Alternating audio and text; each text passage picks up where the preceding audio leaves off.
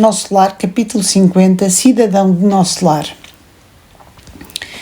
Na segunda noite sentia-me cansadíssimo. Começava a compreender o valor do alimento espiritual através do amor e do entendimento recíprocos.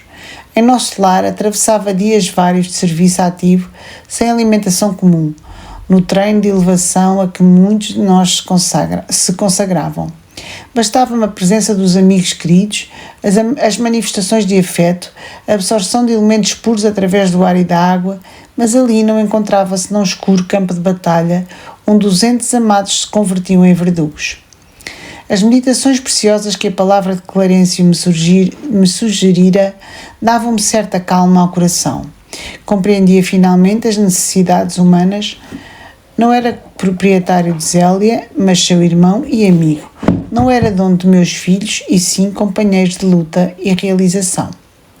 Recordei que a senhora Laura, certa feita, me afirmara que toda a criatura, no testemunho, deve proceder como a abelha, acercando-se das flores da vida, que são as almas nobres, no campo das lembranças, extraindo de cada uma a substância dos bons exemplos para adquirir o mel da sabedoria. Apliquei ao meu caso o proveitoso conselho e comecei recordando a minha mãe. Não se sacrificara ela pelo meu pai, a ponto de adotar mulheres infelizes como filhas do coração? Nosso lar estava repleto de exemplos edificantes.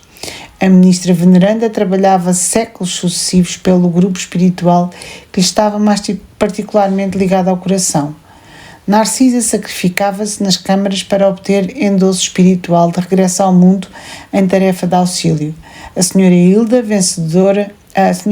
vencera o dragão do ciúme inferior e a expressão de fraternidade dos demais amigos da colónia.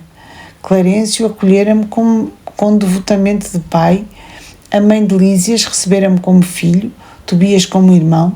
Cada companheiro das minhas novas lutas me oferecia algo de útil à construção mental diferente que se erguia célere no meu espírito.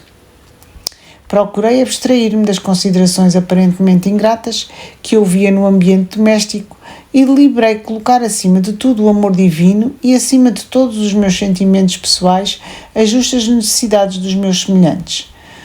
No meu cansaço, procurei o apartamento do enfermo, cujo estado se agravava de momento a momento. Zélia amparava-lhe a fronte e dizia, banhada em lágrimas: Ernesto, tem pena de mim, querido, não me deixes só, que será de mim se me faltares. O doente acariciava-lhe as mãos e respondia com imenso afeto, apesar da forte dispneia. Roguei ao Senhor energias necessárias para manter a compreensão imprescindível e passei a interpretar os cônjuges como se fossem meus irmãos. Reconheci que Zélia e Ernesto se amavam intensamente e, de facto, sentia-me companheiro fraternal de ambos. Devia auxiliá-los com os recursos ao meu alcance. Iniciei o trabalho procurando esclarecer os espíritos infelizes que se mantinham em estreita ligação com o enfermo. Muitas dificuldades, porém, eram enormes. As minhas dificuldades, porém, eram enormes. Sentia-me abatidíssimo. Nessa emergência, lembrei certa lição de Tobias quando me dissera: aqui, em Nosso Lar, nem todos necessitam do aerobus para se locomoverem, porque os habitantes mais elevados da colónia dispõem do poder da volitação, e nem todos precisam de aparelhos de comunicação para conversar à distância, por se manterem entre si num plano de perfeita sintonia de pensamentos. Os que se encontrem afinados deste modo podem dispor à vontade do processo de conversação mental, apesar da distância. Lembrei quanto me seria útil a colaboração de Narcisa e experimentei. Concentrei-me em fervorosa oração ao Pai e nas vibrações da prece dirigi-me a Narcisa encarecendo socorro. Contava-lhe em pensamento a minha experiência dolorosa, comunicava-lhe os meus propósitos de auxílio e insistia para que me não desamparasse. Aconteceu então o que não poderia esperar. Passados 20 minutos, mais ou menos, quando ainda não havia retirado da mente da rogativa, alguém me tocou de leve no ombro. Era Narcisa que atendia sorrindo. Ouvi o seu apelo, meu amigo, e vim ao seu encontro. Não cabia em mim de contentamento. A mensageira do bem fixou o quadro, compreendeu a gravidade do momento e acrescentou: Não temos tempo a perder. Antes de tudo, aplicou passos de reconforto ao doente, isolando-o das formas escuras que se afastaram como por encanto. Em seguida, convidou-me, com decisão: vamos à natureza. Acompanhei-a sem hesitação e ela, notando uma estranheza, acentuou: não só o homem pode receber fluidos e emiti-los. As forças naturais fazem o mesmo nos reinos diversos em que se subdividem. Para o caso do nosso enfermo, precisamos das árvores. Elas nos auxiliarão eficazmente. Admirado da lição nova, seguia silencioso. Chegados ao local onde se alinhavam enormes frondes, Narcisa chamou alguém com expressões que eu não podia compreender. Daí a momentos, 8 entidades espirituais atendiam-lhe ao apelo. Imensamente surpreendido, vi indagar da experiência de mangueiras e eucaliptos.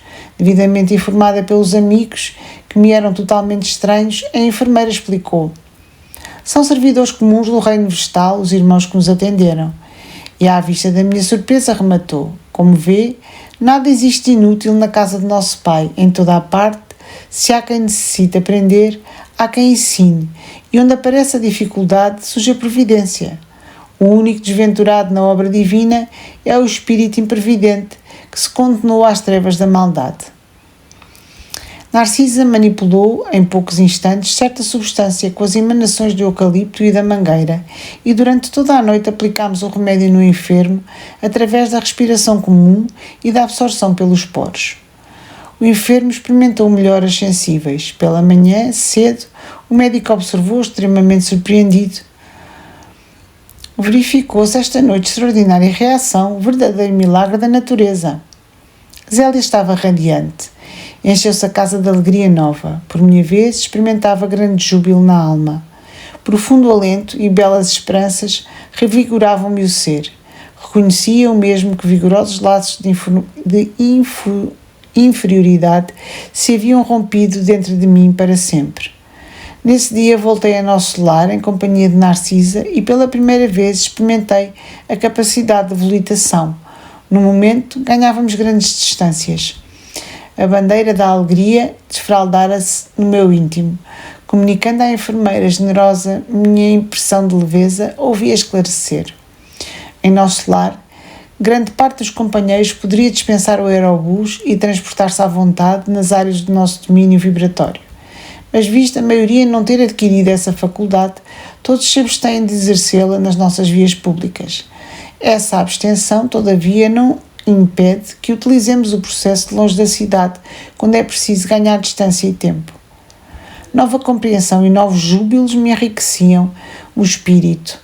Instruído por Narcisa, ia da casa terrestre à cidade espiritual e vice-versa, sem dificuldade de vulto, intensificando o tratamento de Ernesto, cujas melhoras se firmaram, francas e rápidas.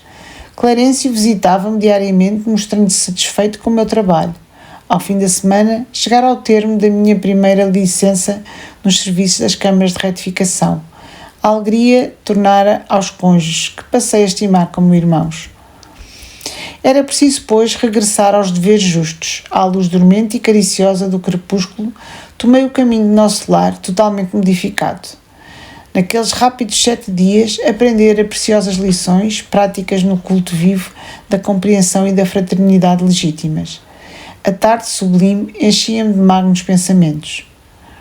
Como é grande a providência divina, dizia a monologar intimamente. Com que sabedoria dispõe o Senhor todos os trabalhos e situações da vida, com que amor atende a toda a criação. Algo, porém, me arrancou da meditação a que me recolhera. Mais de 200 companheiros vinham ao meu encontro. Todos me saudavam, generosos e acolhedores. Lísias, Lascínia, Narcisa, Silveira, Tobias, Salústio e numerosos cooperadores das câmaras ali estavam. Não sabia que atitude assumir, colhido assim de surpresa. Foi então que o ministro Clarencio, surgindo à frente de todos, adiantou-se, estendeu uma destra e falou: até hoje, André, você era o meu pupilo na cidade, mas de doravante, em nome da governadoria, declaro-o cidadão do nosso lar. Porque tamanha magnanimidade, se meu triunfo era tão pequeno. Por que tamanha magnanimidade se o meu triunfo era tão pequeno? Não conseguia reter as lágrimas de emoção que me embargavam a voz, e considerando a grandeza da bondade divina, atirei-me aos braços paternais de Clarencio a chorar de gratidão e de alegria.